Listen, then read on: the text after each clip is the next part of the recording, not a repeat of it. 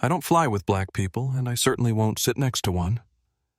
The words sliced through the first-class cabin of Transglobal Flight 847 like a blade through silk.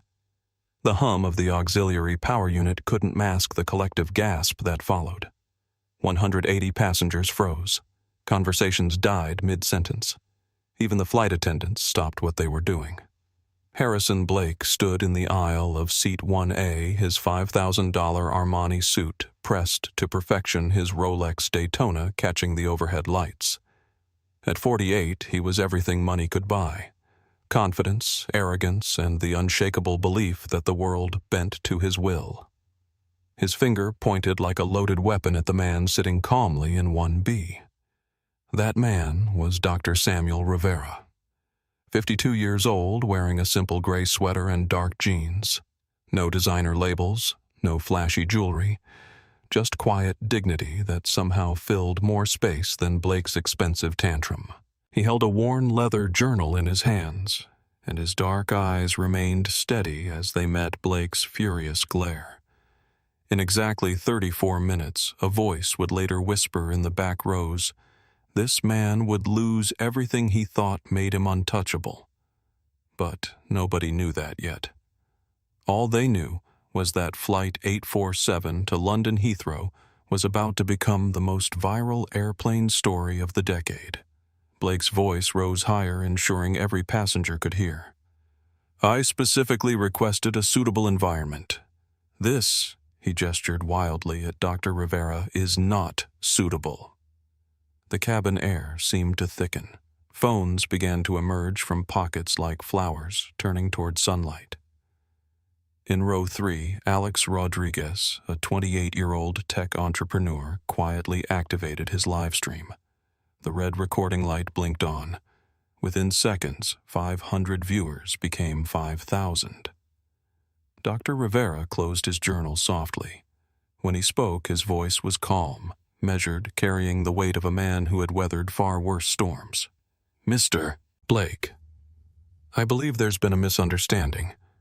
This is my assigned seat. Blake's face flushed crimson. There's no misunderstanding. I don't care what your ticket says. I don't travel with your kind. The confrontation had erupted without warning, but the players in this drama each carried their own history onto Flight 847. Harrison Blake wasn't just wealthy. He was generationally wealthy. His great-grandfather had built the Blake real estate empire in Manhattan, and Harrison had expanded it across 3 continents. Worth $50 million on paper, he was flying to London to close a $200 million property acquisition that would cement his legacy. In Blake's world, money didn't just talk. It screamed loud enough to drown out everything else, including common decency. He stood 6'2", with silver hair perfectly styled, and a jawline that belonged in boardrooms where billion-dollar decisions were made over handshakes and 100-year-old whiskey. Blake had never been told no in his adult life, and he wasn't planning to start today. Dr. Samuel Rivera represented everything Blake claimed to despise, yet everything he secretly feared. At 52, Rivera had built Rivera Medical Group from a single clinic in the Bronx into a healthcare empire spanning 12 states. But you wouldn't know it from looking at him. He dressed like a community college professor, spoke softly, and carried himself with the kind of quiet strength that came from surviving real adversity. Rivera's journey hadn't been paved with inherited privilege. 25 years ago, he'd been denied entry to a medical conference because the receptionist didn't think he looked like a doctor. That moment hadn't broken him. It had forged him. Every hospital he built, every life he saved, every barrier he quietly dismantled had been in service of ensuring no one else would face what he had faced. Behind the first-class curtain, Captain Maria Santos was reviewing her pre-flight checklist. At 45, she was Transglobal's most decorated pilot with 20 years of spotless service and over 15,000 flight hours.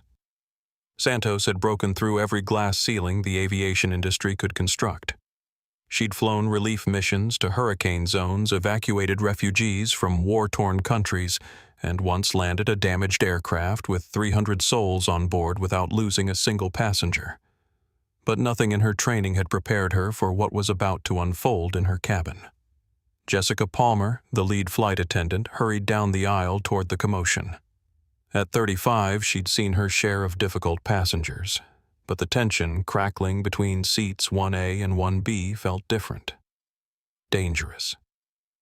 Jessica had always prided herself on maintaining order, but she was about to discover that some situations required more than professional courtesy to resolve. In row 4, Elena Martinez was already crafting her social media response. The travel blogger's 2 million followers trusted her for authentic experiences, and this was about to become the most authentic and explosive content of her career. Her fingers flew across her phone screen, breaking witnessing open racism in first class on Transglobal.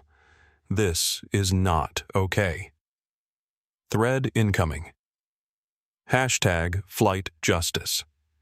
Within minutes, #FlightJustice was trending. Alex Rodriguez's live stream viewer count climbed past 10,000. Comments flooded in faster than he could read them. Is this really happening? Get him off the plane. Someone stop this. The 28-year-old had built his tech company on the principle that transparency could change the world. He was about to prove it. Blake's voice carried the authority of a man accustomed to having his demands met immediately. Flight attendant, he barked at Jessica. I want this man moved to economy, now. Jessica approached carefully, her practiced smile straining at the edges. Sir, if I could see both your boarding passes, perhaps we can sort this out. Dr. Rivera wordlessly handed over his ticket. Seat 1B first class confirmed and paid for. Jessica scanned it, then looked at Blake's ticket. Seat 1A. They were supposed to be sitting next to each other. Both tickets are valid, Jessica announced. All passengers are welcome in their assigned seats. Blake's eyes narrowed. Are you telling me that Transglobal Airlines supports forcing paying customers to endure uncomfortable situations? I specifically called your premium services line and explained my preferences. The cabin had gone completely silent except for the occasional beep of a phone recording. Dr. Rivera remained motionless, his hands folded in his lap, watching Blake with the clinical detachment of someone observing a fascinating but disturbing specimen. Elena Martinez's Twitter thread was gaining momentum. 2 of 7 white passenger, openly stating he won't fly with black passengers. Crew trying to mediate, but this is pure discrimination. Flight hasn't even taken off. #FlightJustice. #TransGlobalShame. Celebrity responses began pouring in. A Grammy-winning artist retweeted, "This is 2026, not 1956. Do better at Transglobal." A prominent civil rights attorney, tweeted, "Recording this for evidence. Federal law prohibits discrimination in public accommodations. This passenger should be removed immediately." Alex Rodriguez's live stream comments section exploded, 50,000 viewers watching this injustice live. Someone call the news. That calm gentleman has more dignity than I could ever have. Blake, oblivious to the digital uprising happening around him, pressed his advantage. I'm a Diamond Elite member. I've flown 2 million miles with this airline. Surely that counts for something. Jessica glanced nervously toward the cockpit. Standard protocol would be to consult with the captain, but Blake's increasingly aggressive tone was escalating beyond normal passenger disputes. Perhaps, she suggested carefully, we could explore upgrade options for one of you to our premium cabin. Blake scoffed. I'm not moving. I paid for this seat. He can move. Dr. Rivera finally spoke, his voice carrying across the cabin despite its quiet tone. Miss Palmer, I appreciate your efforts to accommodate everyone. However, I also paid for this seat and I intend to occupy it. Mr. Blake's comfort level with my presence is not my responsibility to manage. The simple dignity of the response hit the cabin like a lightning strike. Passengers began murmuring approval. Alex Rodriguez's viewer count hit 25,000 with comments overwhelmingly supporting Dr. Rivera. Blake's face turned a deeper shade of red. Your responsibility. Let me tell you about responsibility. I employ 500 people. I pay more in taxes than you probably earn in a decade. I have a $200 million deal waiting in London, and I'll be damned if I let some affirmative action quota fill-in ruin my flight. The racist undertones weren't undertones anymore. They were sirens blasting at full volume. Elena Martinez's fingers flew 4 of 7. Now he's making assumptions about passengers' qualifications and success. The prejudice is breathtaking.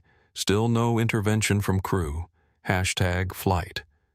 Justice? #Seatgate 2026. Dr. Rivera's phone buzzed quietly. A text from his assistant. Doctor, the live stream has 50,000 viewers. Legal team is monitoring. Just say the word. Rivera typed back, "Let it play out."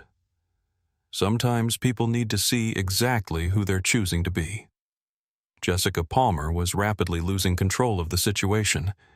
Blake's voice grew louder, his language more aggressive, and the passenger recording was creating a powder keg of public relations disaster for Transglobal. "Sir," she said to Blake, "I'm going to need you to lower your voice and return to your seat. We'll resolve this shortly." Blake stepped closer to Dr. Rivera's seat, looming over the seated man. "I'm not sitting next to him. Period. Either Transglobal finds a solution or Transglobal finds itself in court." That's when Dr. Rivera stood up. At 6 feet tall, Rivera didn't need to tower over anyone to command presence. His movement was fluid-controlled, deliberate. He faced Blake directly close enough to smell the expensive cologne and see the vein throbbing in the other man's temple. Mr. Blake Rivera said his voice never rising above conversational-level dignity isn't determined by your seat assignment. It's determined by how you treat the person sitting next to you. Blake laughed, a harsh sound that carried no humor. "Don't lecture me about dignity. I know exactly who I am and exactly who belongs where." "Yes," Rivera replied quietly. "I believe you do." The words hung in the recycled cabin air like smoke. Alex Rodriguez zoomed in on both men's faces. Blake red-faced and sweating despite the air conditioning. Rivera calm as still water. Elena Martinez paused her tweeting to capture a photo, 2 men, one consumed by rage, one radiating peace. The contrast told the entire story without words. Jessica Palmer made a decision that would change her career. She pressed the call button for the captain. In the cockpit, Captain Maria Santos heard the chime and checked her communications panel. Flight attendant emergency signal from the main cabin. In 20 years of flying, she'd answered that signal for medical emergencies, security threats, and mechanical issues. She'd never answered it for open racism at 37,000 feet. But then again, Flight 847 was still on the ground. Santos stood, straightened her captain's uniform, and walked toward a confrontation that would make aviation history. Blake was no longer content to whisper his venom. The man who built his fortune on backroom deals and handshake agreements had abandoned all pretense of civilized behavior. His voice boomed through the first-class cabin, each word carefully chosen to humiliate and degrade. "I don't know what kind of game you're playing," Blake snarled at Dr. Rivera, "but this charade ends now. You clearly don't belong in first class. Look at yourself. Discount clothes, no visible success markers, probably flying on some diversity scholarship program." Dr. Rivera remained standing, his journal tucked under one arm, hands clasped behind his back. To the passengers recording from every angle, he looked like a professor preparing to deliver a lecture on grace under fire. Mr. Blake Rivera said calmly, "You seem to have very specific ideas about who deserves comfort and respect. I'm curious. What qualifications would you like me to present?" Blake's eyes lit up with malicious triumph. "Qualifications. How about we start with whether you can actually afford this ticket? When's the last time you earned 6 figures, let alone 7? Do you even understand what it takes to build real wealth in this country? The cabin collectively held its breath. Alex Rodriguez's live stream chat exploded with outrage. This man is insane. Someone stop this. The patience of that gentleman is incredible.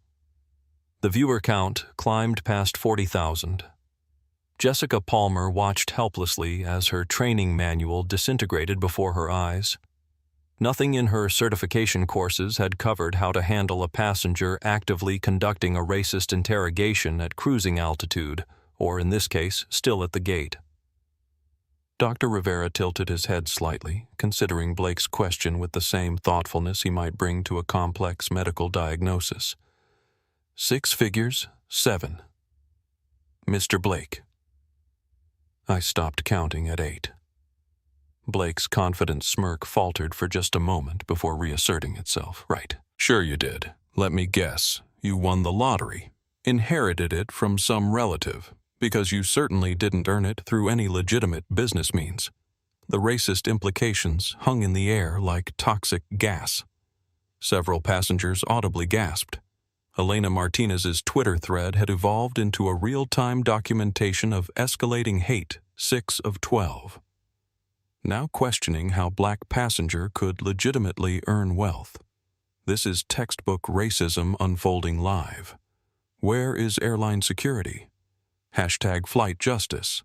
Hashtag transglobal fail. Actually, Dr. Rivera replied, his voice still maddeningly calm. I built my wealth the same way your great-grandfather built yours. Mr. Blake, through hard work, smart investments, and treating people with dignity regardless of their background. Blake's face went white, then red, then nearly purple. How dare you bring my family into this? And how the hell do you know about my great-grandfather, Doctor? Rivera smiled slightly, the first hint of emotion he'd shown during the entire confrontation. Mr. Blake's successful businessmen tend to research each other. Your great-grandfather actually had a reputation for fairness. He hired workers, regardless of their race, during the Great Depression. It's interesting how values can skip generations. The burn was surgical in its precision. Blake had been dissected in front of 50,000 live stream viewers without Dr. Rivera ever raising his voice or using a single profane word. Jessica Palmer finally found her voice. Gentlemen, please, we need to resolve this situation calmly. Perhaps we could... There's nothing to resolve. Blake interrupted, his voice cracking with rage. I refuse to fly with this person. I don't care what sob story he's selling or what fake credentials he's flashing. I know his type. They push their way into spaces they don't belong, demand special treatment, and then cry racism when decent people object. The silence that followed was deafening. Even the background hum of the aircraft seemed to pause. Dr. Rivera looked directly into Blake's eyes. Mr. Blake, I want you to remember this moment. Remember exactly how you feel right now, exactly what you're choosing to say, exactly who you're choosing to be. I know exactly who I am, Blake shot back. I'm a successful businessman who earned his place through merit, not handouts. And I, Dr. Rivera said quietly, am someone who's about to show you the difference between earned respect and inherited entitlement. Alex Rodriguez's chat was moving so fast he couldn't read individual comments. The viewer count hit 75,000. Screenshots of Elena Martinez's Twitter thread were being shared across every major platform. Hashtag flight justice was trending in 12 countries. Blake sensed the shift in the cabin's energy but misread it completely. He thought the passengers were growing impatient with Dr. Rivera's presence, not with his own behavior. You see, Blake announced to the cabin, everyone's uncomfortable now. This is exactly what I was trying to prevent. Some people just don't understand that there are standards, expectations, ways things are done. A voice from row 5 called out. The only standard being violated here is basic human decency. Blake spun around. Excuse me. You heard me. replied Maria Gonzalez, a 34-year-old attorney traveling to London for a human rights conference. "You're embarrassing yourself. Embarrassing this airline, and frankly embarrassing our entire country." Blake's eyes narrowed.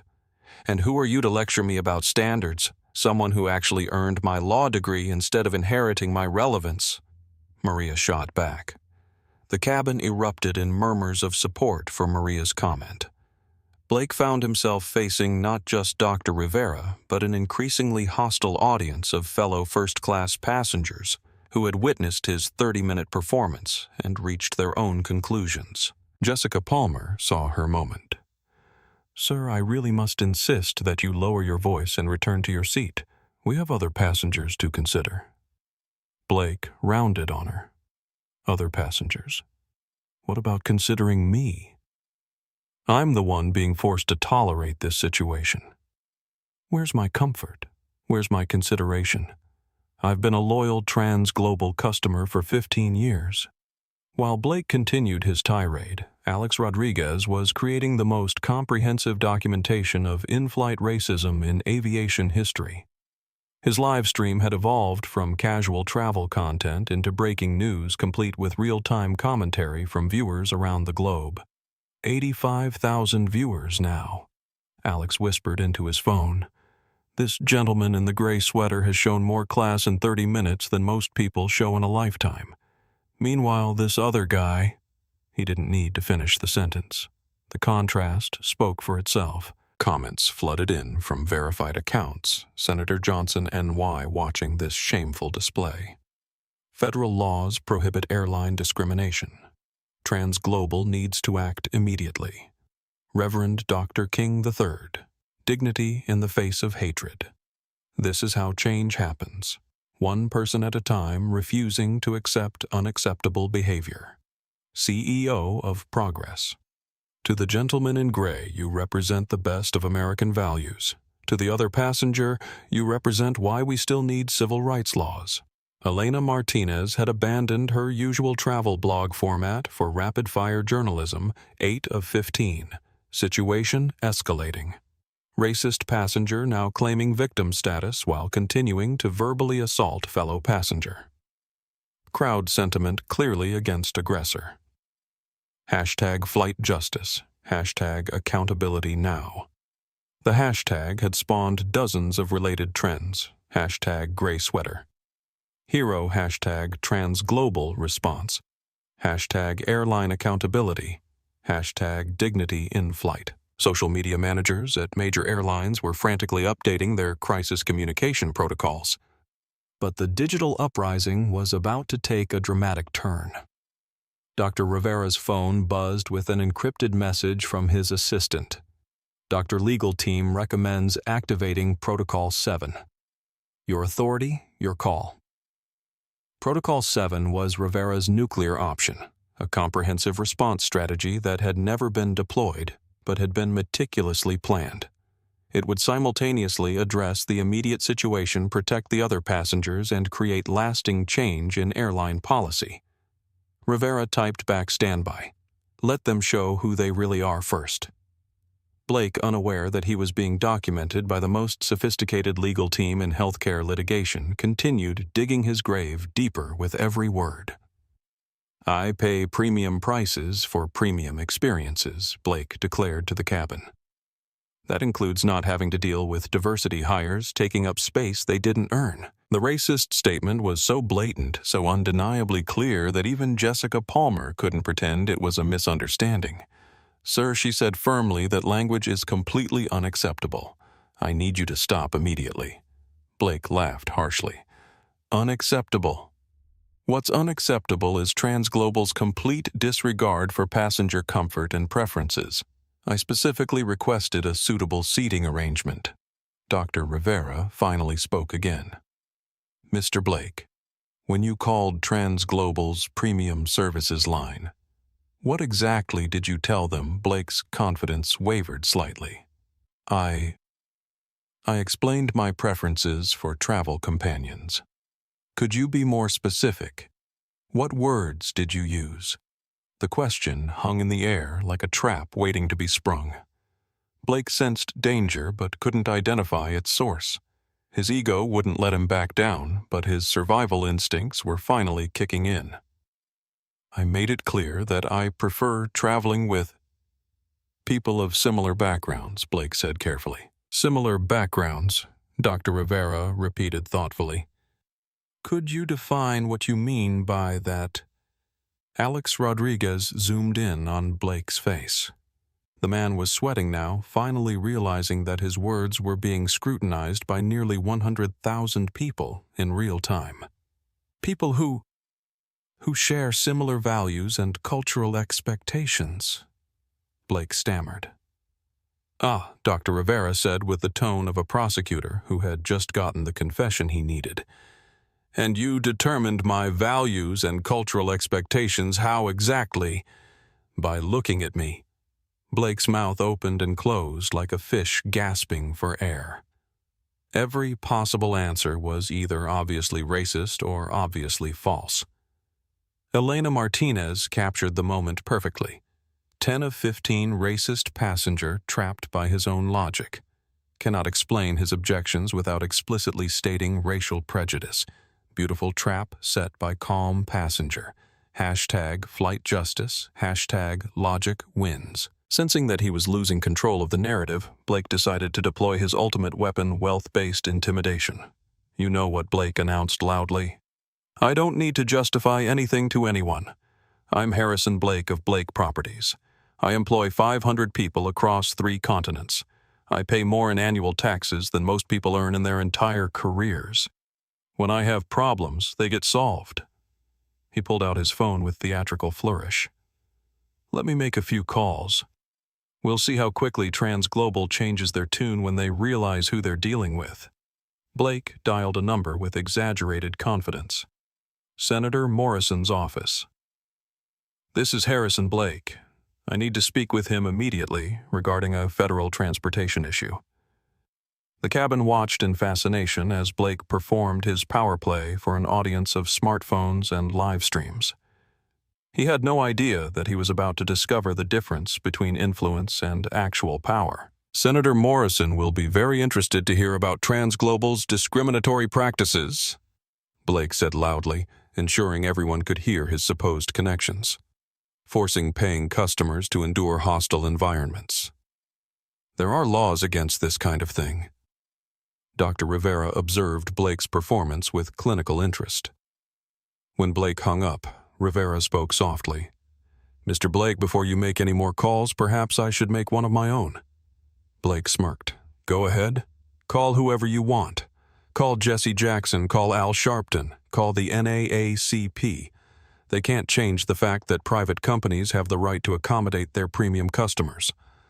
Dr. Rivera's slight smile was the only warning Blake would get. Rivera dialed a number from memory. When someone answered, he spoke clearly enough for the entire cabin to hear.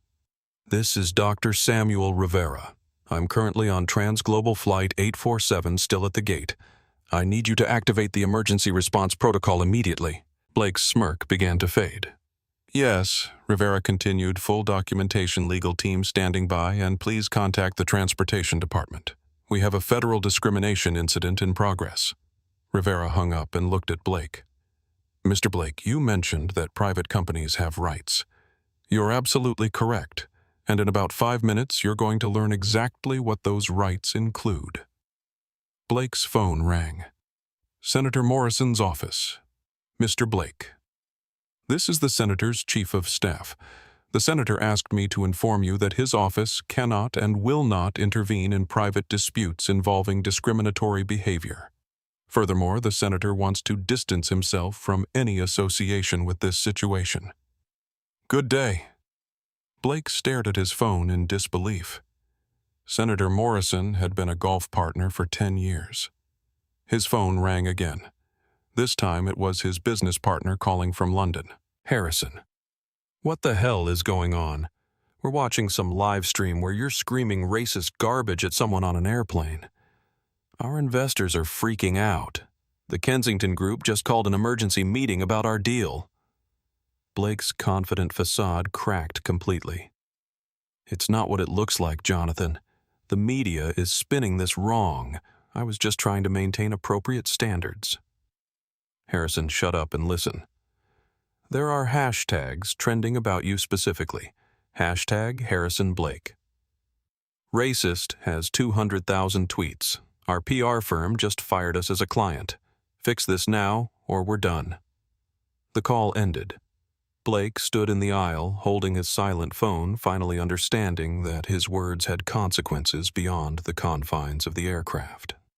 Alex Rodriguez's viewer count had topped 150,000. Comments were pouring in from journalists, politicians, celebrities, and ordinary citizens who had witnessed 35 minutes of escalating hatred followed by spectacular comeuppance. Elena Martinez posted what would become the most shared tweet of the year. 12 of 15 breaking racist passengers' power network abandoning him in real time as consequence of his behavior. Senator's office just publicly distanced themselves. This is accountability in action. Hashtag flight justice. Hashtag consequences are real. Dr. Rivera stood quietly watching Blake process the first real consequences he'd faced in decades. But this was just the beginning. Jessica Palmer's radio crackled to life. Flight Attendant Palmer, this is Captain Santos. I'm coming out to assess the situation personally. Blake looked up from his phone with desperate hope. Finally, someone with actual authority. Captain, I demand that you resolve this situation immediately. I'm a premium passenger being harassed by airline staff and other passengers. Dr. Rivera checked his watch. 4 more minutes until his team's emergency protocol fully activated. 4 more minutes for Blake to demonstrate exactly who he was when stripped of his usual protections. Captain Blake continued as Santos approached. I specifically requested appropriate accommodations, and instead, I'm being subjected to a hostile environment. This passenger, he gestured at Dr. Rivera, has been deliberately provocative, and now your staff is taking his side in what is clearly a coordinated harassment campaign. Captain Santos listened to Blake's rant while observing the scene. Dozens of phones recording. A passenger standing calmly in expensive clothes making obviously false accusations. A gentleman in a simple sweater who radiated dignity despite being verbally assaulted for 40 minutes. Santos had spent 20 years learning to read people under pressure. Blake was lying desperate and dangerous. Dr. Rivera was telling the truth patient and somehow completely in control despite being the target of sustained abuse. Mr. Blake, Captain Santos said calmly, I've been monitoring this situation from the cockpit. I've seen the live streams, the social media posts, and the passenger recordings. Before I make any decisions, I have one question for you. Blake straightened hopefully. Yes, Captain. In your opinion, what should happen next? Blake's eyes lit up with vindictive triumph. I want him removed from this flight immediately. I want a public apology from TransGlobal. I want compensation for this experience, and I want assurance that this kind of incident won't happen again to premium passengers. Captain Santos nodded thoughtfully. I see. And Dr. Rivera? What's your position? Dr. Rivera smiled slightly. Captain Santos, I just want to fly to London in the seat I purchased. Nothing more, nothing less. The contrast couldn't have been starker. Blake demanding removal apologies and compensation for someone else's existence. Rivera simply wanting equal treatment under the law. Captain Santos looked at both men, then at the cabin full of passengers who had witnessed everything. She thought about her 20 years of service, her oath to protect every soul under her command, and the values that had guided her throughout her career. Then Captain Maria Santos made the decision that would change aviation history. Captain Maria Santos had flown through Category 5 hurricanes, landed damaged aircraft in zero visibility, and evacuated refugees from war zones. In 20 years of service, she'd faced mechanical failures, medical emergencies, and security threats that would have broken lesser pilots. But she'd never faced a moment that would test not her technical skills, but her moral courage. Standing in the aisle of first class, surrounded by 180 passengers and millions more watching via livestream, Santos realized that this decision would define not just her career, but her character. She looked at Harrison Blake, red-faced and sweating despite the air conditioning. His expensive suit wrinkled from his dramatic gesturing. A man who had spent 45 minutes verbally assaulting another human being and then demanded rewards for his cruelty. She looked at Dr. Samuel Rivera, still holding his worn leather journal, still radiating the kind of quiet strength that came from surviving real adversity with dignity and tact.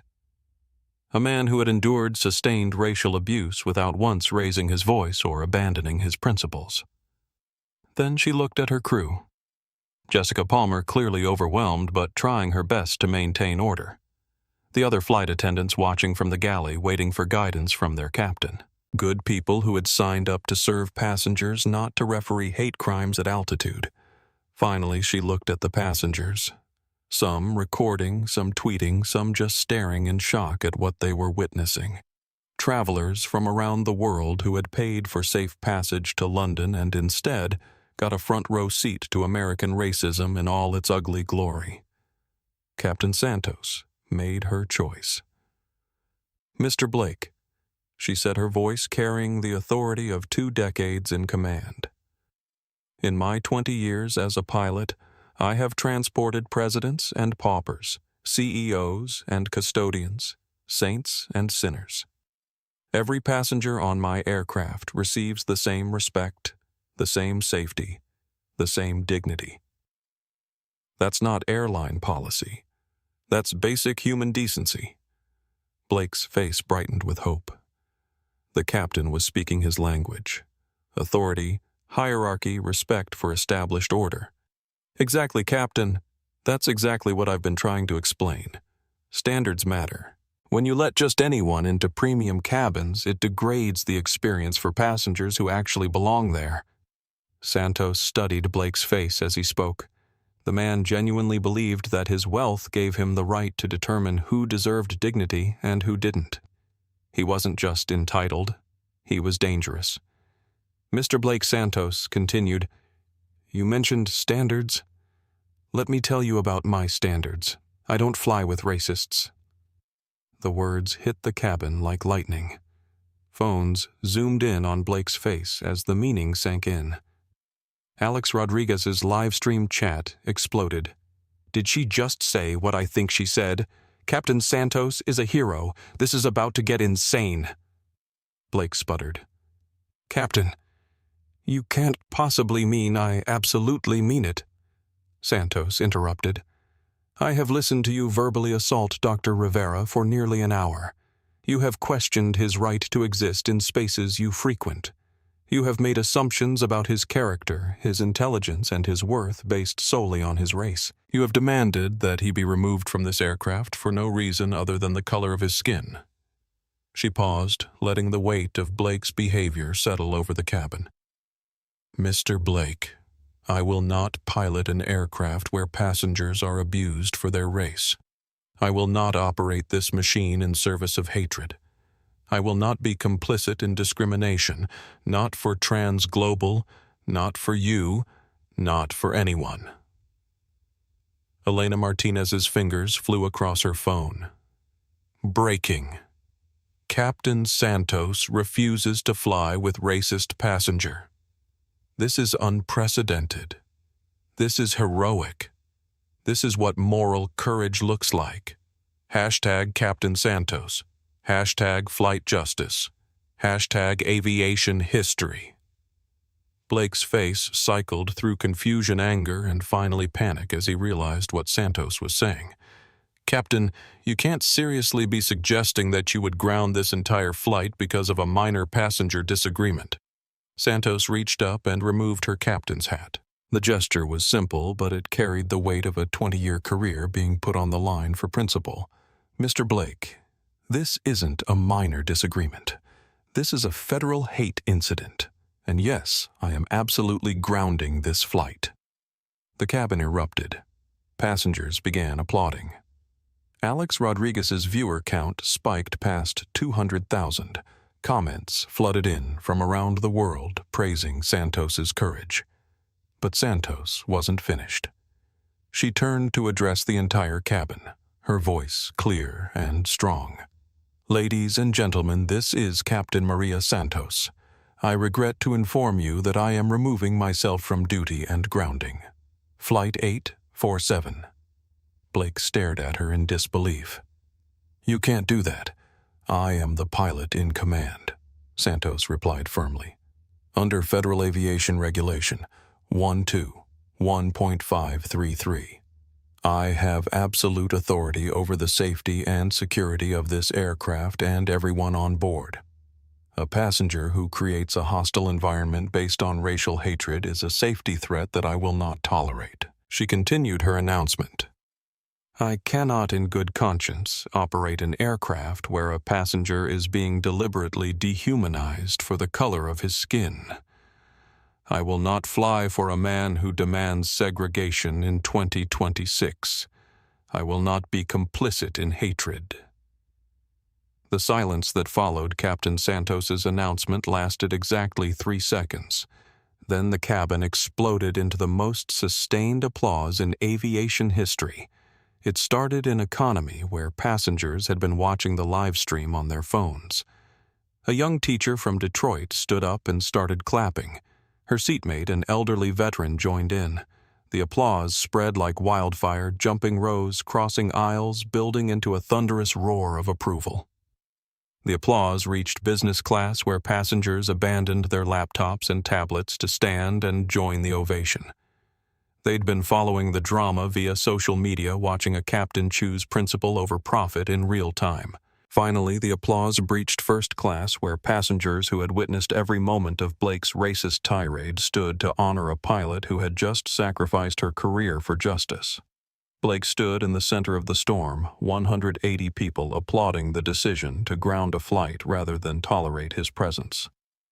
Alex Rodriguez's live stream captured his face. Confusion, rage, and finally terrified understanding that he had become the most hated man in America in the span of an hour. "Stop it!" Blake screamed, his voice cracking. "Stop clapping. This is insane. You're all sheep. You're destroying this airline over political correctness." The applause only grew louder. Elena Martinez posted what would become the most retweeted aviation content ever. "The entire plane is giving Captain Santos a standing ovation for refusing to fly with a racist passenger. This is what moral leadership looks like. Every person on this aircraft will remember this moment for the rest of their lives. Hashtag Captain Santos, hashtag moral courage, hashtag aviation heroes." Dr. Rivera, still standing calmly in the aisle, began clapping slowly.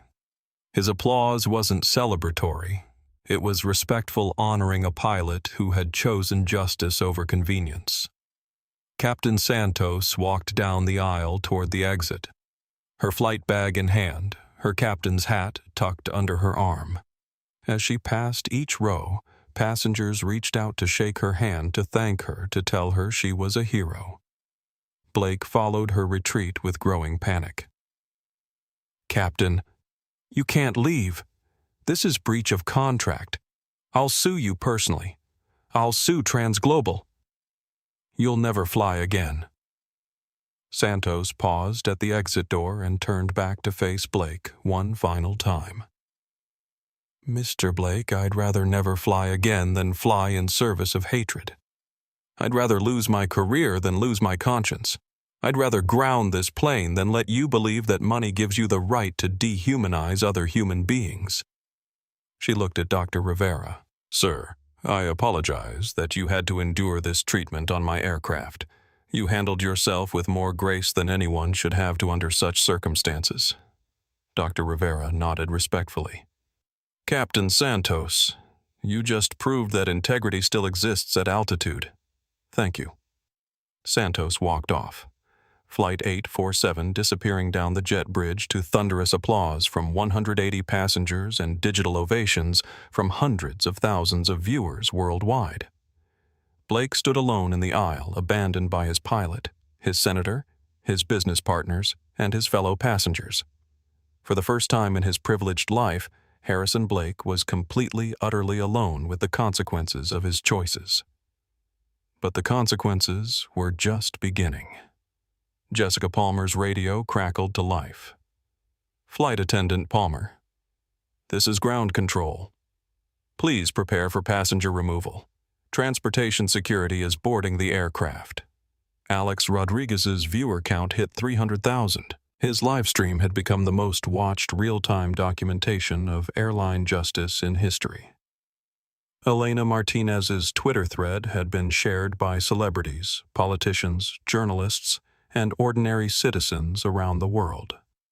Hashtag Captain Santos was trending in 23 countries, and in his seat, Dr. Samuel Rivera quietly opened his journal and began writing. "Today I witnessed something I never thought I'd see. A pilot choosing principle over profit, courage over convenience, justice over comfort. Captain Maria Santos just changed aviation forever." Blake's phone rang. It was his lawyer. "Harrison, the entire legal team just watched your performance on live stream. We're terminating our representation effective immediately. We don't represent hate crimes." Blake stared at his phone as the call ended. Through the aircraft windows, he could see news vans arriving at the airport. Camera crews were setting up outside the terminal. His racist tirade hadn't just gone viral. It had become international news. Transportation security officers boarded the aircraft. The lead officer, a stern woman named Detective Rodriguez, walked directly to Blake. "Mr. Blake, you're under arrest for violation of federal anti-discrimination laws in public accommodations. You have the right to remain silent."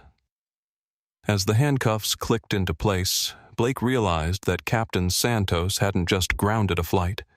She had grounded his entire life. The last thing Blake saw as he was escorted off Flight 847 was Dr. Rivera still standing calmly in the aisle, still radiating the quiet dignity that had exposed Blake's hatred for exactly what it was. Behind them, 180 passengers continued applauding long after the cabin door closed.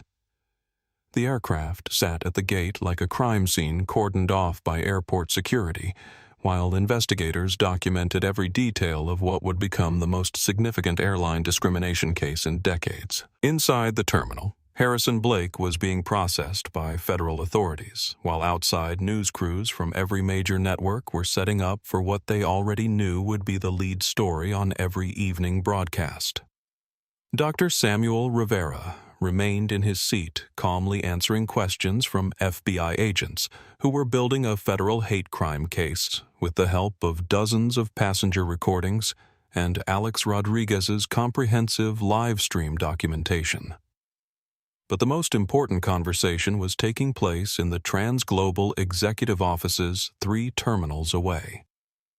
Transglobal's CEO, Margaret Thompson, had been pulled from a board meeting to address what her head of communications was calling an existential crisis for the brand. In the 90 minutes since Captain Santos walked off Flight 847, Transglobal's stock had dropped 12%. Their social media accounts were flooded with demands for accountability, and Senator Morrison's office had announced congressional hearings on airline discrimination. "Get me everything we have on both passengers," Thompson ordered her executive team. "Background, travel history, financial records, everything. I need to understand exactly who we're dealing with before I make any public statements." Her assistant handed her 2 thick folders. "Ma'am, you're going to want to review Dr. Rivera's file very carefully." Thompson opened the first folder, Harrison Blake. Real estate developer, net worth $50 million, frequent flyer with Transglobal, known for demanding special accommodations, several previous complaints from flight crews about difficult behavior. The file painted a picture of entitled wealth and barely contained prejudice. Then she opened the second folder, Dr. Samuel Rivera. Thompson's face went pale as she read, then green. Then she started making phone calls that would reshape Transglobal Airlines forever. Back on Flight 847. Dr. Rivera's phone buzzed with an encrypted message. Doctor, full background authorization granted. Legal team confirms we have standing for complete response. Your authority, your decision. Rivera typed back. Activate full disclosure protocol. It's time. Airport manager David Chen hurried down the jet bridge carrying a leather portfolio marked Executive Services, Priority 1. Behind him walked TransGlobal's head of legal affairs, 2 vice presidents, and Margaret Thompson herself. The CEO of a major airline didn't personally visit grounded aircraft unless something catastrophic had occurred. The passengers still on board sensed the gravity of the moment. Thompson approached Dr. Rivera with the kind of deference usually reserved for heads of state. Dr. Rivera, I'm Margaret Thompson, CEO of TransGlobal Airlines. Could I speak with you privately? Dr. Rivera closed his journal and smiled slightly. Ms. Thompson, I think privacy has been forfeited today. Whatever you need to say, you can say it here in front of the passengers who witnessed what happened. Thompson glanced nervously at the dozens of phones still recording. Sir, I think you might prefer to handle this matter more discreetly. Ms. Thompson, Dr. Rivera said gently, for the past 2 hours, these passengers have seen hatred in its purest form. I think they deserve to see accountability in its purest form as well. Alex Rodriguez zoomed in on the exchange. His viewer count had stabilized at 400,000, but engagement was through the roof. Comments poured in from around the world. Who is this Dr. Rivera? Why is the CEO personally involved? This gentleman is about to school everyone. Elena Martinez was frantically researching on her laptop investigating Dr. Samuel Rivera appears to be more than he seems. CEO of major airline personally apologizing, checking medical industry databases. More updates coming. #Who is Rivera? #Flight Justice. Thompson opened her portfolio with shaking hands. Dr. Rivera, I need to apologize on behalf of TransGlobal Airlines for the unconscionable treatment you received today. We've reviewed your passenger profile and we've discovered some information that makes this incident particularly egregious. She paused, clearly struggling with what came next. Dr. Rivera, according to our financial records, you own 40% of TransGlobal Airlines through Rivera Medical Group's transportation division. You are our largest individual shareholder. You are effectively my boss. The cabin went silent except for the sound of phones hitting the floor as passengers lost their grip in shock. Alex Rodriguez whispered into his live stream. Did she just say what I think she said? Did this gentleman just get racially profiled by an airline he owns? Elena Martinez's laptop search had finally yielded results. Breaking Dr. Samuel Rivera is founder and CEO of Rivera Medical Group, one of the largest healthcare companies in America. Net worth estimated at $2.8 billion. He owns major stakes in multiple transportation companies including TransGlobal Airlines, #HolyShit, #FlightJustice, #billionaire-owner. Thompson continued, her voice growing smaller with each word. Dr. Rivera, you've been a TransGlobal shareholder for 8 years. You've never once used your position to demand special treatment. You fly commercial in economy class more often than first class. You've donated millions to our employee charity programs. And today, on your own airline, you were subjected to racial abuse while our staff failed to protect you, Doctor. Rivera nodded thoughtfully. Ms. Thompson, thank you for the background information, but I think you're missing the larger point. Thompson looked confused. Sir, the problem isn't that I was mistreated despite being your boss. The problem is that anyone was mistreated at all.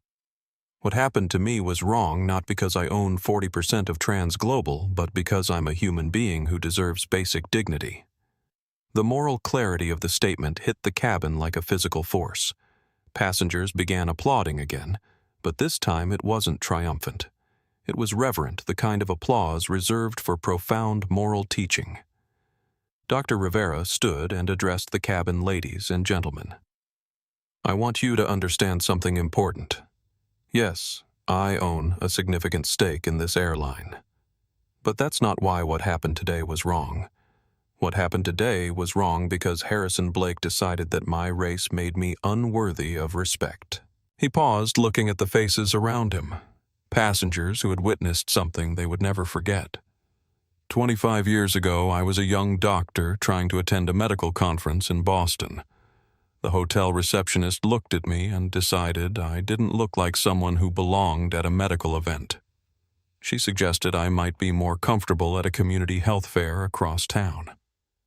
Dr. Rivera's revelation triggered a cascade of consequences that rippled outward from Flight 847, like a stone thrown into still water. Within minutes, the story had exploded beyond airline discrimination into something much larger, a real-time demonstration of how prejudice crumbles when confronted with truth. Thompson's hands shook as she scrolled through her phone, reading updates from her communications team, stock price recovering as Rivera ownership story breaks. #billionaire owner trending worldwide.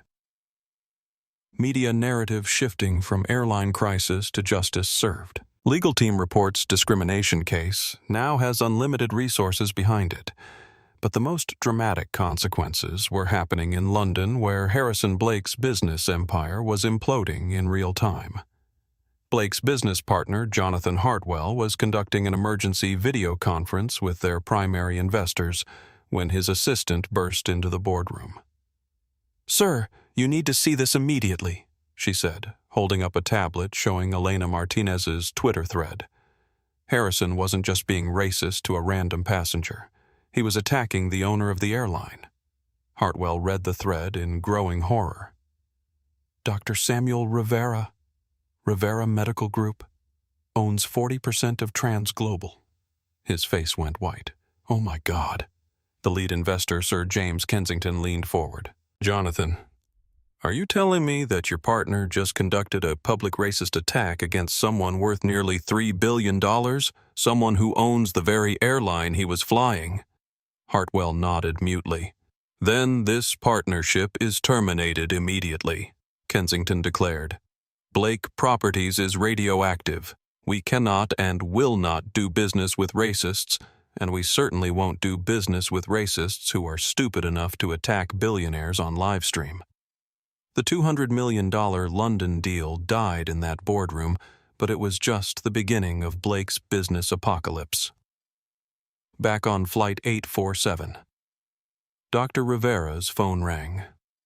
He answered it on speaker so the passengers could hear. "Dr. Rivera, this is Senator Morrison's office. The senator asked me to call personally to apologize for any association with Mr. Blake. We had no idea about his views and were horrified by his behavior." Dr. Rivera's slight smile was visible to everyone in the cabin. Senator Morrison certainly seemed eager to distance himself when Mr. Blake called for help earlier. "Yes, sir. The senator wanted me to assure you that his office stands ready to support any legislative action you might recommend regarding airline discrimination." "How thoughtful of him," Rivera replied diplomatically before ending the call. Alex Rodriguez's livestream chat was moving too fast to read senators apologizing now. This man owns airlines and they tried to kick him off. Blake just picked a fight with someone who could buy his company for pocket change. Thompson cleared her throat nervously. "Dr. Rivera, how would you like TransGlobal to respond to this incident?" Rivera considered the question while the cabin waited in silence. "Ms. Thompson, I don't want TransGlobal to respond to this incident. I want TransGlobal to prevent future incidents." "Of course, sir. Whatever you recommend. First, Captain Santos should be immediately promoted to head of pilot ethics training. She demonstrated the kind of moral courage we need in airline leadership." Thompson nodded rapidly. "Absolutely. Done. Second, every TransGlobal employee should undergo comprehensive bias training not as punishment, but as education. People can't fight prejudices they don't recognize in themselves." "Yes, sir." We'll implement that immediately. Third, I want a real-time discrimination reporting system. Passengers should be able to report bias incidents instantly with immediate response protocols. Elena Martinez was live tweeting the policy changes Dr. Rivera literally redesigning airline policy in real time. This is how billionaire justice works. Not revenge, but reform. Hashtag wide change. Hashtag flight. Justice hashtag Rivera Protocol. Dr. Rivera wasn't finished. Finally, I want TransGlobal to partner with civil rights organizations to create industry-wide standards. What happened today shouldn't be possible on any airline, not just ours. Thompson was frantically taking notes. Dr. Rivera, these are excellent recommendations. We'll begin implementation immediately. Is there anything else? Rivera looked around the cabin at the passengers who had witnessed his humiliation and Harrison Blake's downfall. Yes, he said quietly. I want Mr. Blake to receive the mental health support he clearly needs. Hatred that intense usually stems from fear, and fear that deep usually stems from pain. I don't want him destroyed. I want him healed. The moral generosity of the statement left the cabin speechless. Here was a man who had just been subjected to an hour of racist abuse demonstrating more compassion for his attacker than Blake had shown for anyone. Maria Gonzalez, the attorney from Row 5, spoke up. Dr. Rivera, you're being remarkably gracious to someone who showed you no grace at all. Rivera smiled. Ms. Gonzalez, grace isn't earned. It's given. And if I only show grace to people who deserve it, then I'm not showing grace at all. I'm just being transactional. Alex Rodriguez's viewer count had topped 500,000. Comments flooded in from around the world praising Rivera's response. This man is Gandhi with a medical degree. Billionaire shows more class than millionaire. This is how you win, not with revenge, but with righteousness. But the most important response was happening at federal detention facility, where Harrison Blake was learning about consequences for the first time in his privileged life. Blake's court-appointed attorney, his expensive legal team, had abandoned him, delivered the news that his entire business empire had collapsed in the 4 hours since his arrest. Mr. Blake, I'm afraid the situation is quite severe. Your London partners have terminated your agreements. Your business partner has filed to dissolve Blake Properties. Your wife has filed for divorce, citing a morality clause in your prenuptial agreement. The IRS is investigating your tax filings after anonymous tips about potential fraud, and 17 major news networks are requesting interviews. Blake stared at his attorney in shock. How is this possible? I'm worth $50 million. Sir, the attorney said gently.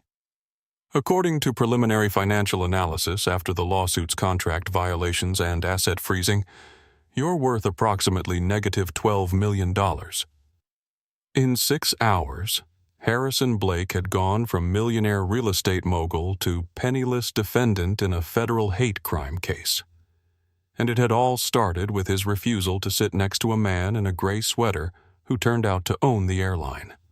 3 days after Flight 847, TransGlobal Airlines headquarters in Atlanta buzzed with the kind of urgent energy usually reserved for merger announcements or safety crises.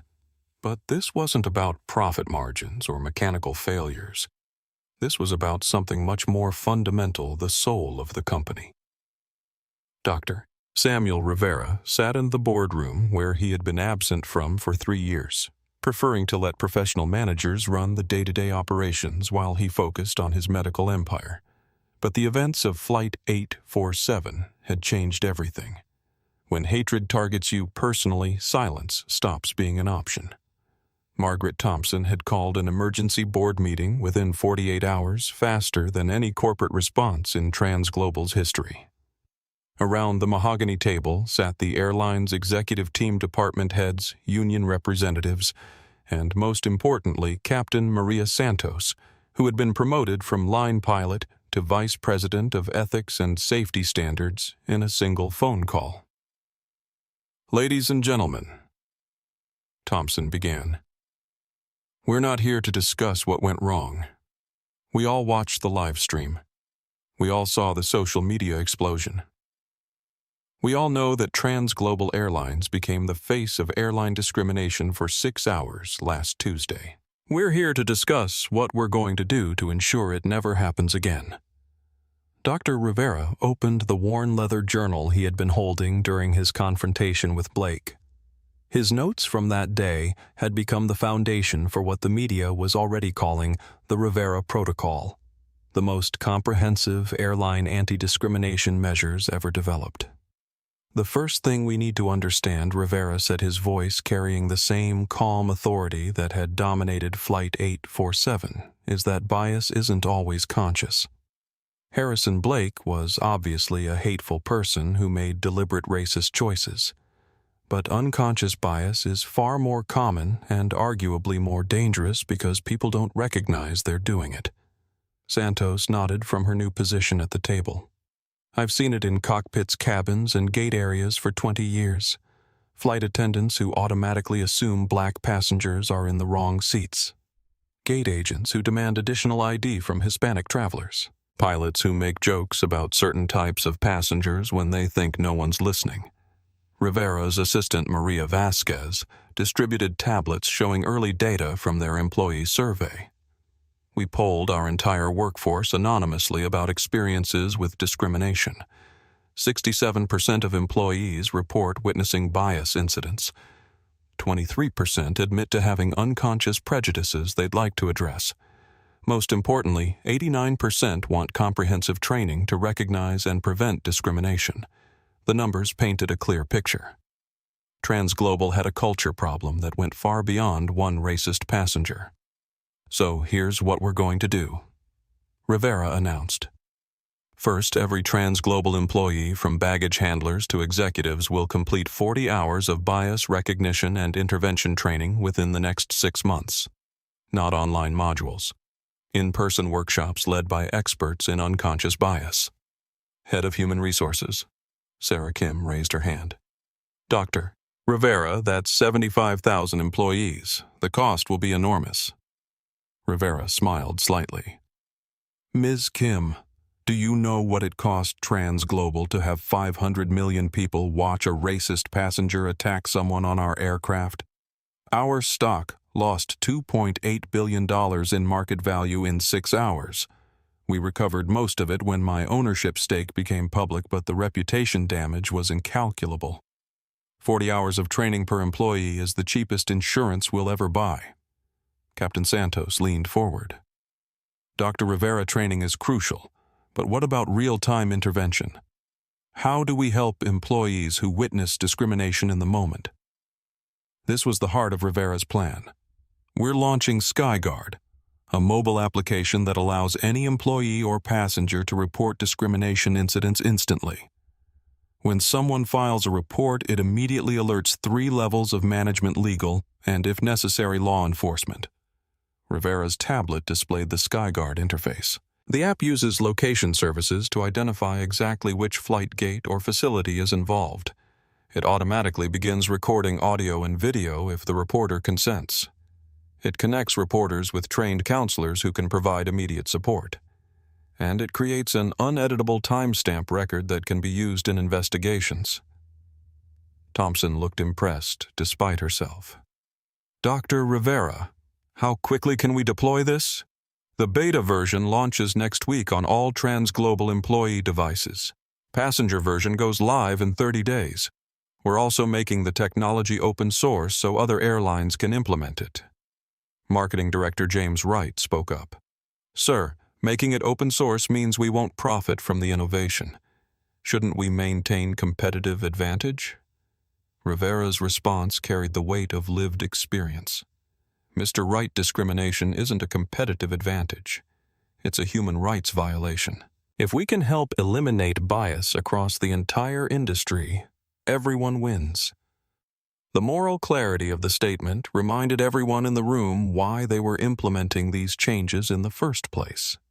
In the 2 weeks following Flight 847, Rivera Medical Group's technology division had worked around the clock to develop the most sophisticated bias detection measures ever created for the transportation industry. The SkyGuard platform was just the beginning. Dr. Rivera stood before TransGlobal's IT department, surrounded by screens showing real-time data flows, algorithmic bias detection patterns, and machine learning models that could identify discriminatory language in multiple languages.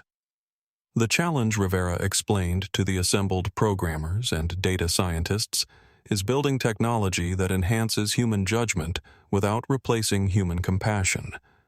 We want to detect bias, not create new forms of surveillance. Chief Technology Officer David Park demonstrated the approach on a wall-mounted display. Dr. Rivera's team has created 3 integrated layers of bias detection.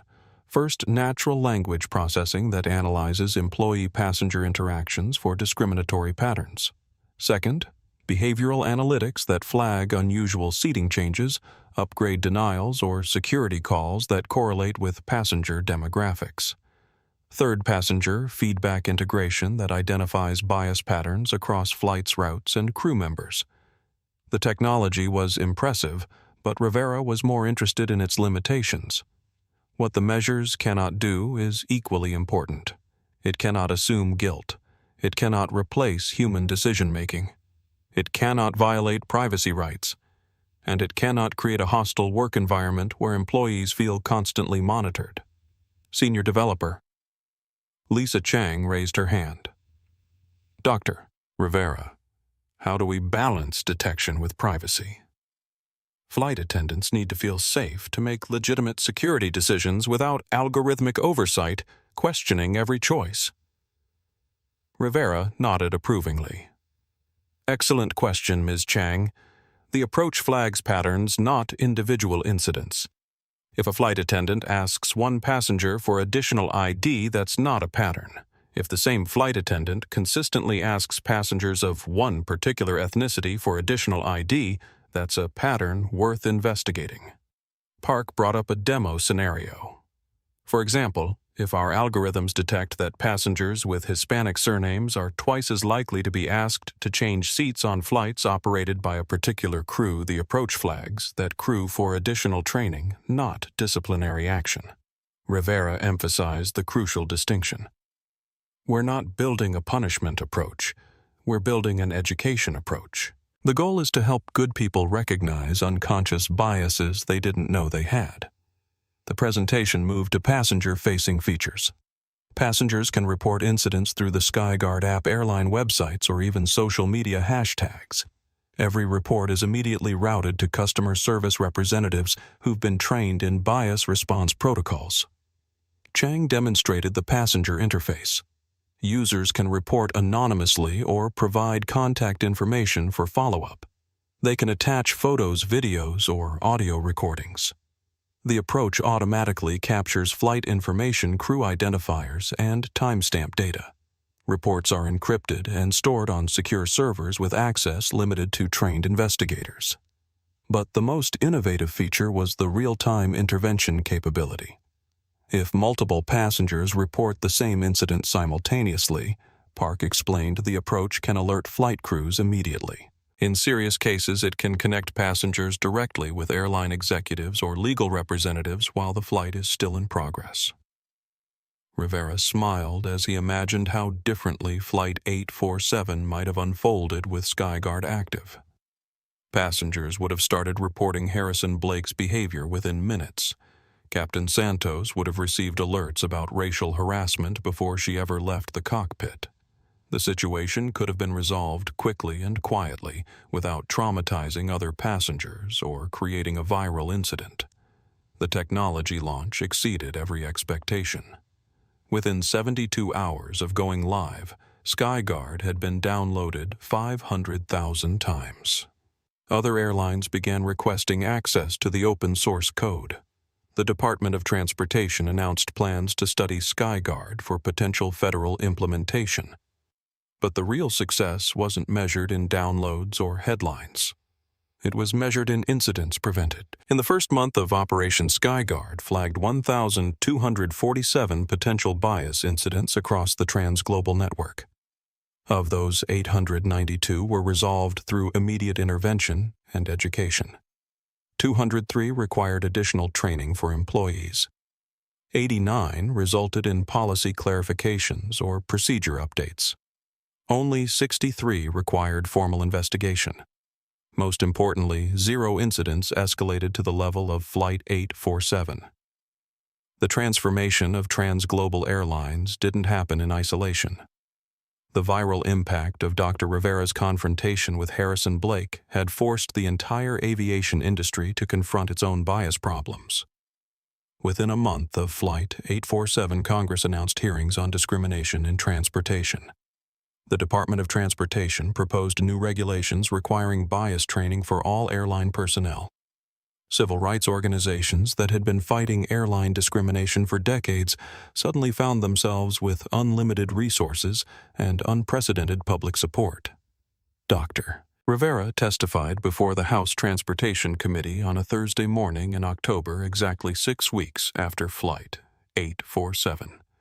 The hearing room was packed with reporters, advocates, airline executives, and passengers who had experienced discrimination firsthand.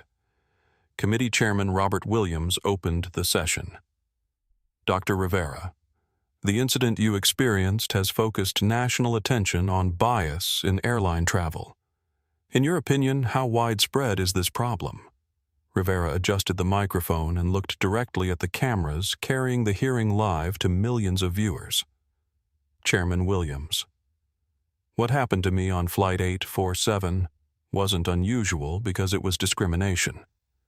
It was unusual because it was caught on camera and because I had the resources to respond effectively. Discrimination in aviation happens every day. It just usually happens quietly to people who don't have the power to fight back.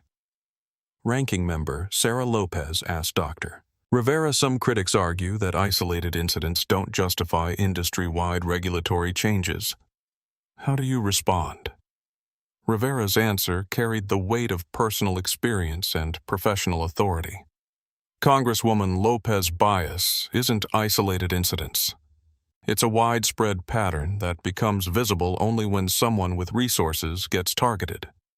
For every Harrison Blake who makes his racism explicit, there are hundreds of employees making unconscious discriminatory decisions every day.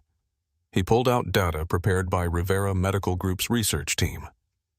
Our analysis of social media complaints, federal discrimination reports, and anonymous employee surveys suggests that approximately 2.3 million passengers experience some form of bias-based treatment annually across all U.S. airlines. That's not isolated incidents. That's a public health crisis. The numbers hit the hearing room like a thunderclap. Committee members began scribbling notes. Reporters frantically typed updates. Airline executives in the gallery looked visibly uncomfortable. Representative Michael Chen pressed further Dr. Rivera. What specific regulatory changes would you recommend Rivera was ready with a comprehensive policy framework? First, mandatory bias training for all airline personnel with federal standards and regular recertification. Second, real-time incident reporting approaches like Skyguard with standardized protocols across all carriers.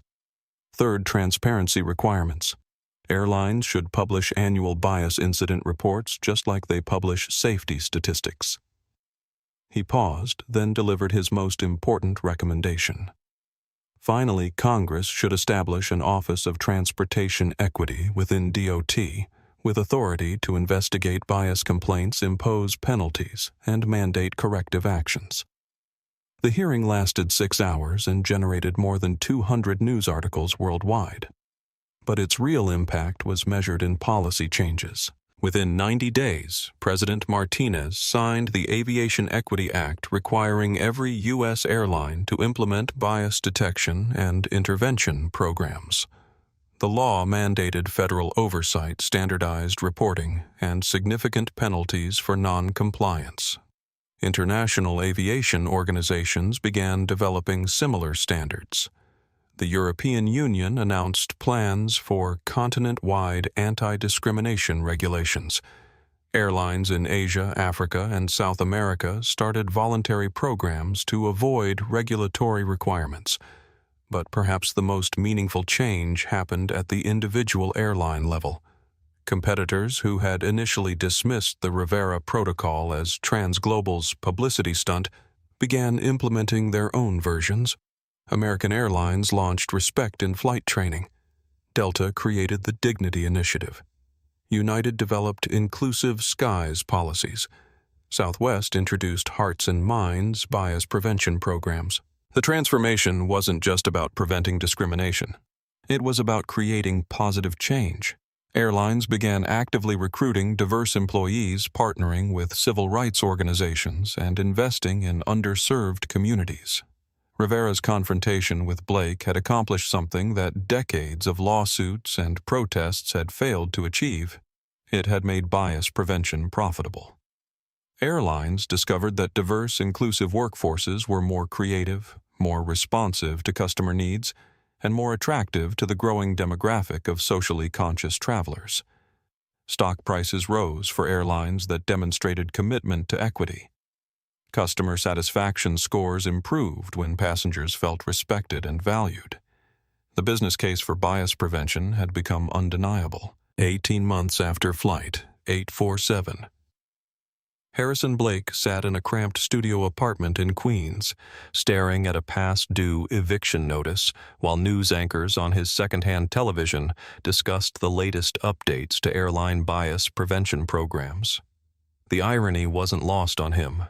His racist outburst had created the very policies that were now protecting thousands of travelers from experiencing what he had inflicted on Dr. Rivera. Blake's downfall had been swift, complete, and very public. The federal hate crime charges had been dropped in exchange for a guilty plea to disorderly conduct and completion of a court-ordered bias education program. But the legal consequences paled compared to the social and economic destruction that followed. Blake Properties had dissolved within a month of Flight 847. His business partner had severed all ties, taking most of the company's assets and client relationships. The London deal, worth $200 million, had evaporated when Rivera Medical Group subsidiaries canceled their involvement. Blake's personal real estate portfolio had been liquidated to pay legal fees and civil settlements. His wife, Catherine, had filed for divorce, citing the morality clause in their prenuptial agreement. The clause which Blake had insisted upon to protect himself from any financial mistakes Catherine might make became the legal mechanism for her to claim most of their shared assets, while leaving him responsible for the debts generated by his racist behavior. Blake's social circle had abandoned him with stunning speed. Golf club memberships were revoked. Charitable board positions were terminated. Invitations to galas and fundraisers stopped arriving. Old friends crossed the street to avoid conversation. His daughter had changed her name and moved to Seattle, refusing all contact. But perhaps the most devastating consequence was the employment blacklist. Blake discovered that his racist tirade on Flight 847 had made him unemployable in any industry where reputation mattered. Real estate firms wouldn't hire him. Financial companies wouldn't interview him. Even consulting positions dried up when potential clients Googled his name and found endless videos of his confrontation with Dr. Rivera. Blake had been forced to take a job at a warehouse in Brooklyn loading trucks for $15 an hour. The work was physically demanding, the hours were long, and his co-workers, many of whom were immigrants and people of color, had recognized him from the viral videos. He endured daily reminders of his infamy from people whose humanity he had once refused to acknowledge. "Hey, Blake," his supervisor. Carlos Mendez called out during the morning shift. "There's a delivery going to JFK. You want to handle that one?" The cruel joke never got old for his coworkers. Blake had become the racist airplane guy, and every aviation-related task came with mockery and laughter. He had been forced to confront the reality that respect wasn't something he could demand. It was something he had to earn through his actions. The court-ordered bias education program had been more effective than Blake wanted to admit. Confronting his prejudices in group therapy sessions with other offenders had forced him to examine beliefs he had never questioned. He was beginning to understand that his hatred had been learned, not innate, and that understanding gave him the first hope he'd felt in months. Dr. Rivera, meanwhile, had kept his promise about providing mental health support. Through a foundation established specifically for bias intervention, Rivera had funded Blake's therapy sessions, addiction counseling for the alcoholism that had emerged during his legal troubles, and job training programs that Blake had been too proud to accept. Blake's phone buzzed with a text from his therapist, Harrison. "I know today marks 18 months since the incident. Remember that healing isn't linear. You've made genuine progress in recognizing and addressing your biases. Recovery is possible if you continue the work." Blake looked at his reflection in the dark television screen. The man staring back was thinner, older, humbler than the arrogant millionaire who had boarded Flight 847. He had lost everything: his wealth, his marriage, his social status, his sense of superiority. But in losing everything, he had also lost the illusions that had made him hateful. While Harrison Blake struggled with the consequences of his choices, Dr. Samuel Rivera was building a legacy that would outlast them both. The Rivera Foundation for Transportation Equity had grown from an emergency response to Flight 847 into the most influential civil rights organization in the travel industry. Operating from a gleaming headquarters in Atlanta, the foundation employed 200 people dedicated to eliminating bias in airlines, hotels, rental car companies, and other transportation services. Rivera stood before the foundation's annual board meeting surrounded by civil rights leaders, airline executives, government officials, and, most importantly, passengers whose lives had been changed by the organization's work. 2 years ago, Rivera began. "I was subjected to racist abuse on an airplane I partially owned. That incident could have made me angry, bitter, or vindictive. Instead, it made me determined to ensure no other traveler would face what I faced." The numbers on the presentation screen told the story of unprecedented transformation.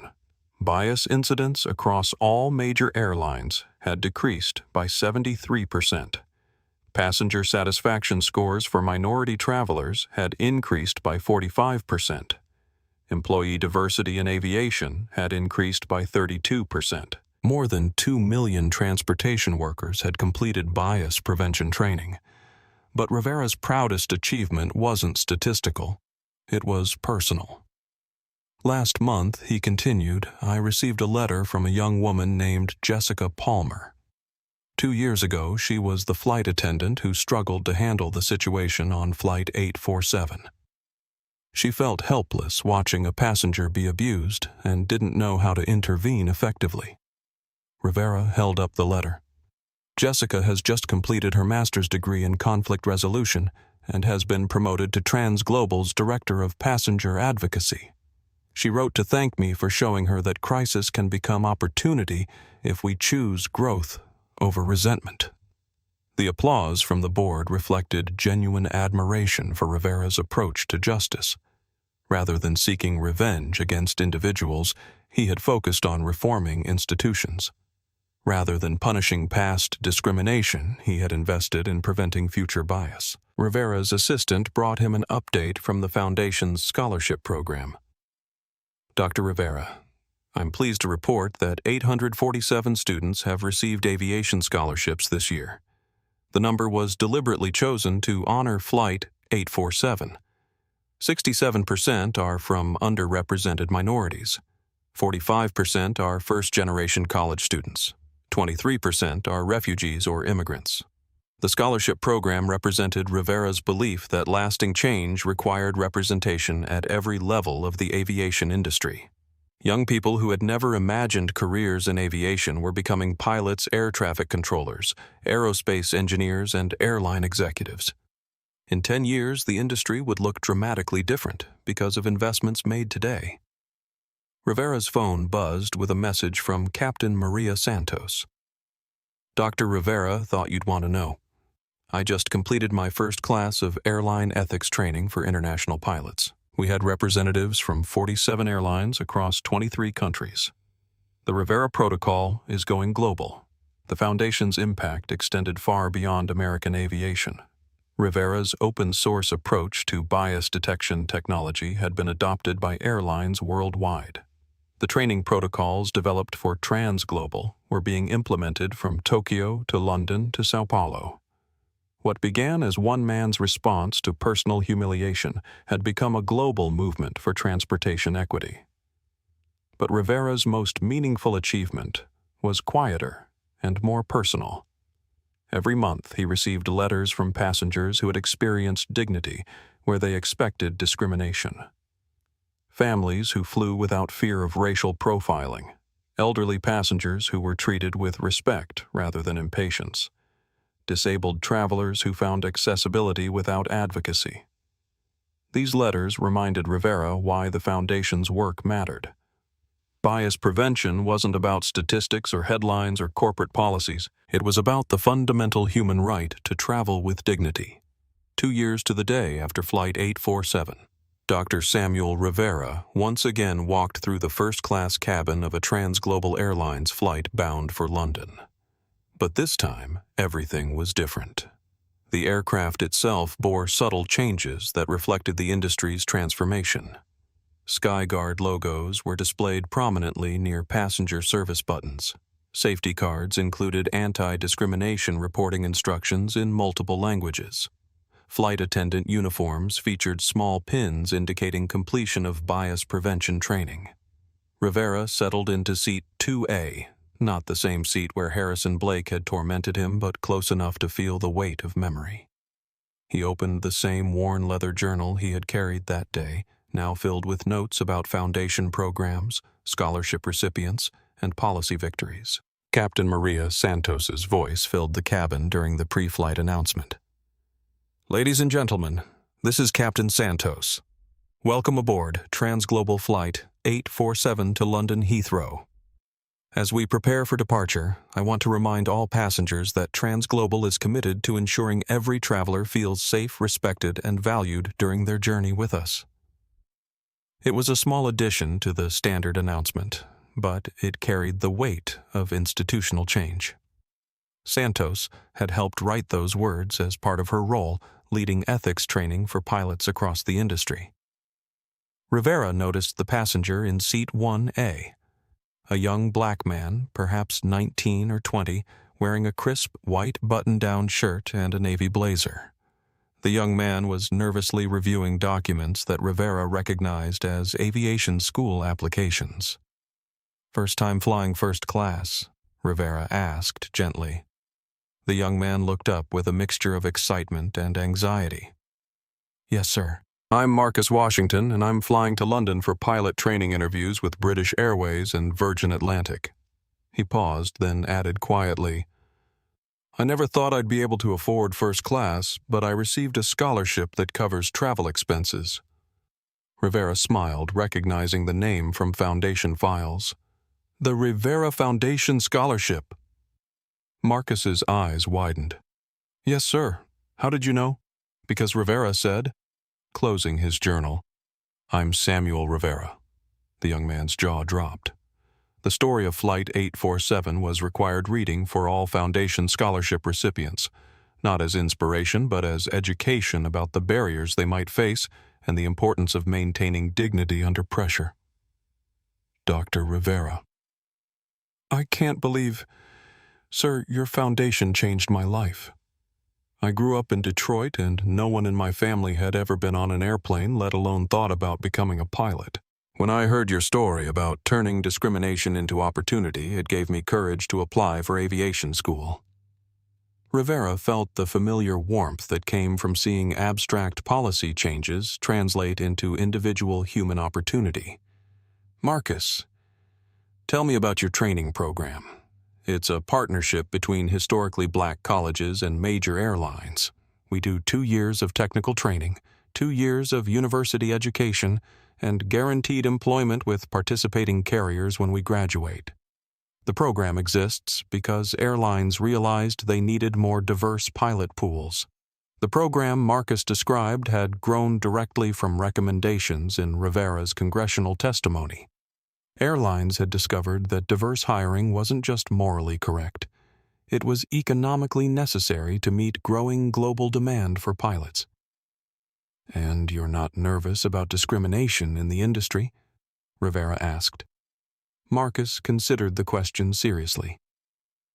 "Dr. Rivera, my instructors told us that bias still exists, but the difference now is that there are approaches to address it.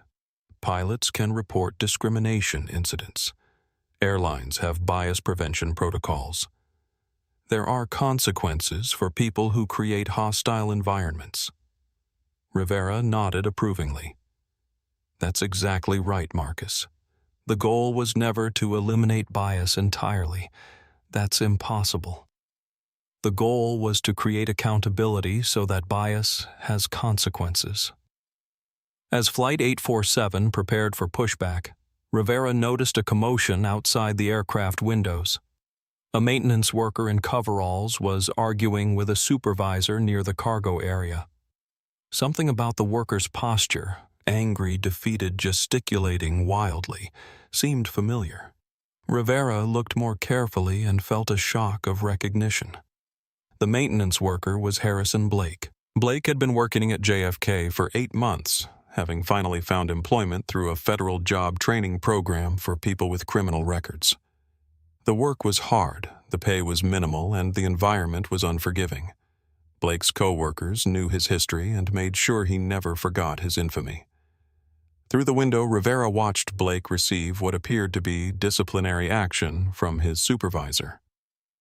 Blake's shoulders sagged as he accepted whatever consequences his latest mistake had earned.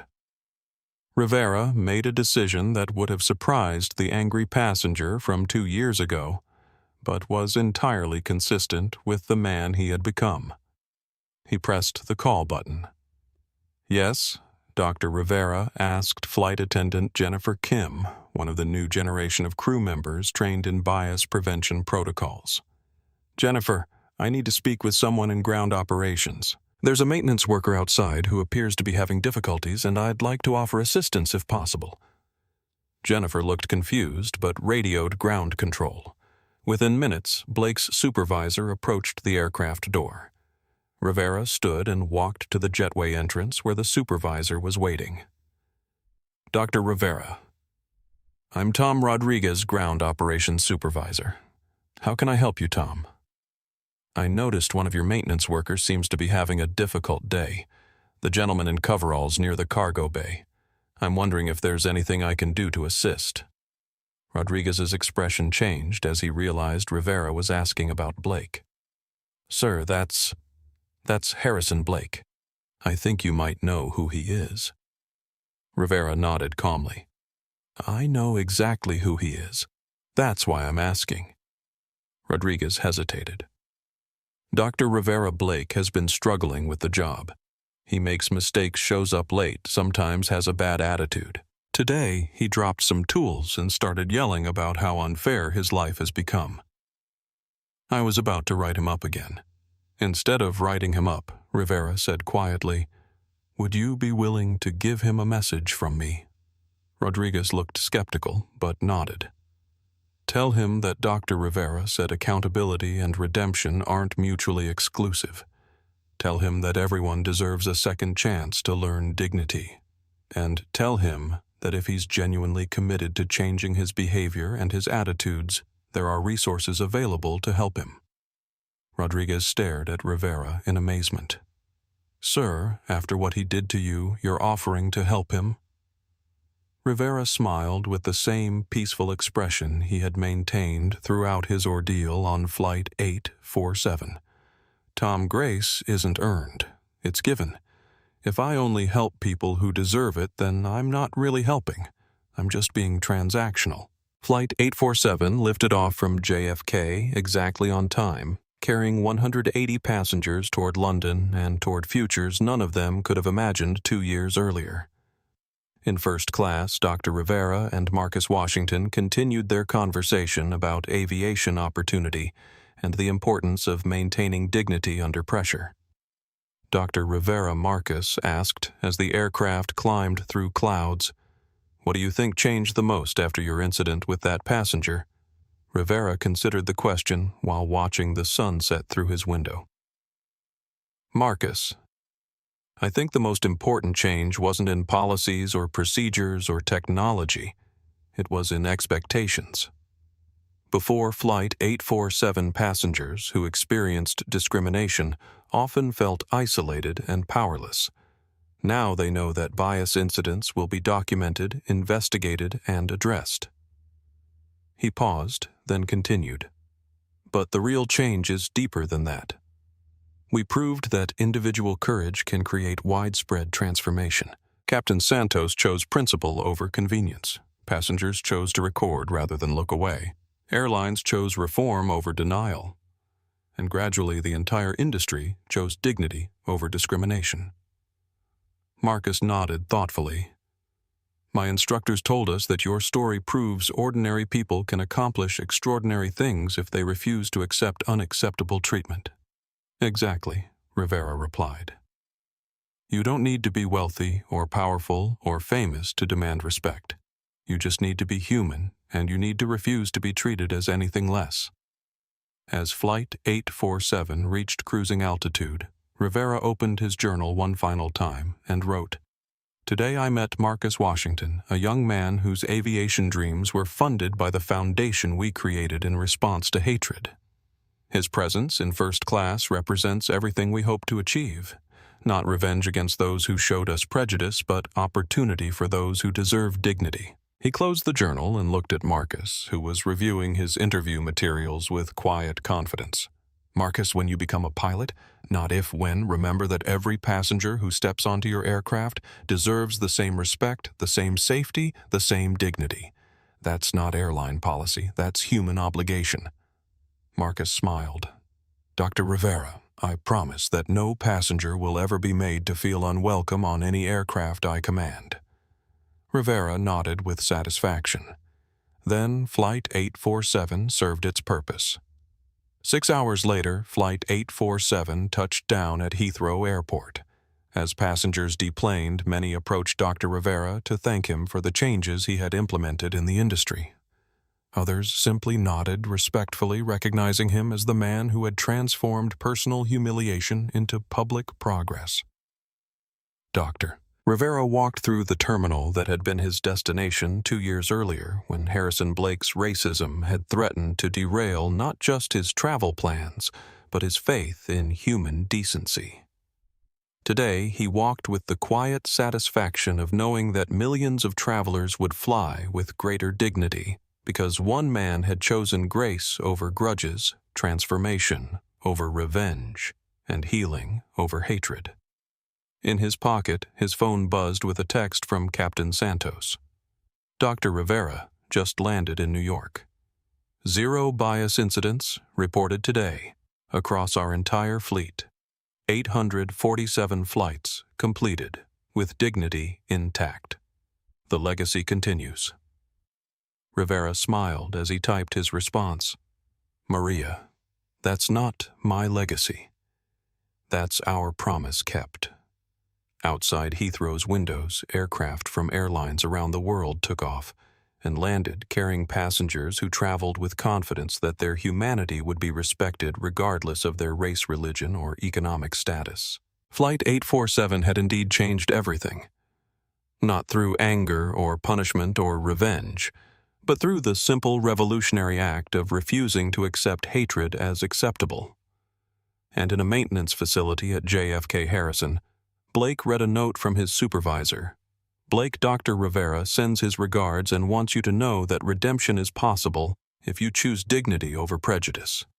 Report to employee assistance. Monday morning. You're enrolled in advanced bias counseling paid for by the Rivera Foundation. Don't waste this opportunity."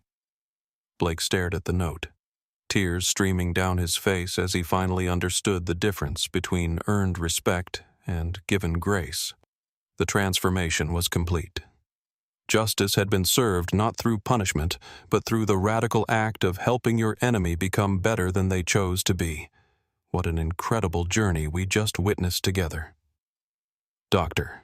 Rivera showed us that true power isn't about getting revenge. It's about creating change that protects everyone who comes after us. His story proves that when we choose dignity over hatred, we don't just change individual hearts, we transform entire industries. If this story moved you, please hit that like button and subscribe to our channel. Share this video with someone who needs to hear that standing up for what's right can literally change the world. And remember, every time you refuse to accept discrimination, every time you speak up for someone being treated unfairly, you're continuing the legacy that Dr. Rivera started on Flight 847. Drop a comment below and tell us about a time when you witnessed someone choose courage over comfort. Your story could inspire millions of others to do the same. Thanks for watching, and remember, dignity isn't negotiable, respect isn't optional, and justice is always worth fighting for. See you in the next video.